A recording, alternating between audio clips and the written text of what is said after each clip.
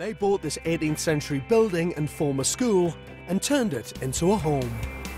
We had to do the house as a priority. Had quite a lot of problems with leaks and things like that, so we had to kind of sort all of those things out. But we've now at a point where we can do the garden. But unusually theirs is on the other side of a busy road and is home to 2 air raid shelters left over from World War II. Air raid shelters. Why have we bought these? Yeah, why have you bought these? They came with the house. 2 air raid shelters in a family garden is a first for me, with one at the bottom and one at the top. So tell me a little bit about the shelters. So, in the Second World War, the house was owned by the church and the school children used to use it as a schoolhouse. So the shelters were built here to allow the kids to be evacuated and people in the local Old Town village to use. We don't want Rufus walking over the road when he gets a little bit older, so the idea is to take everything we've got in the house and try and repeat it out in the garden in these 2 air raid shelters. So Andy and Sophie plan to revive and repurpose these 2 historical buildings. Andy plans to turn one shelter into his workshop, while Sophie wants the real transformation to happen in the other with a unique family summer house. The 30 square metre build will have double doors in the centre, flooding the narrow space with light. An open plan lounge and play space will lead to the kitchen with fridge and sink.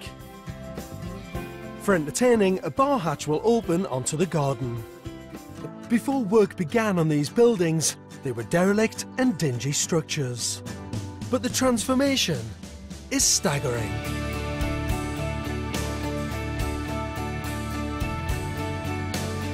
Hi guys. Hi, Will. How you doing? Hi, nice to meet you, Will. I'm Andy. What a transformation. I mean, that is incredible. I know. It's pretty good, isn't it? You have turned a piece of sort of World War II industrial concrete into a beautiful family garden. Yes. I think more like a tiki bar, it looks like at the moment. But yeah, it's really good. I'm really pleased with it. Yeah, It's nice. I mean, from the perspective of a parent, this is just an incredible garden, isn't it? Yes, brilliant now. That was the idea, to make a nice little safe space that we could spend all our days, especially in the summer, outside. So. We've got like a little roof terrace area up there. That was Andy's idea, actually, to use the tops of them. I mean, what's good about that is you've then not lost any garden at all. I mean, you've got the same square footage of garden, it's just some of it's elevated up. Yep. Can we go and have a look inside? Let's do it.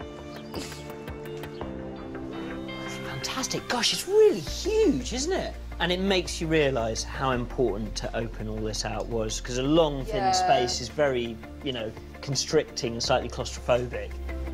Despite the snug dimensions and raw structure, they've created a fresh, homely and inviting family space, with simple furnishings and second-hand wooden panelling. I really like how you've kept the old bricks and just given them a whitewash to lighten the space up, but not disguising what this place was. There was no point kind of plastering it and making it look like something it's not.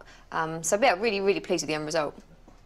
So here you've got a really nice sort of sitting area to enjoy the inside, outside, and down there I can see the bar. Should we go and have a look?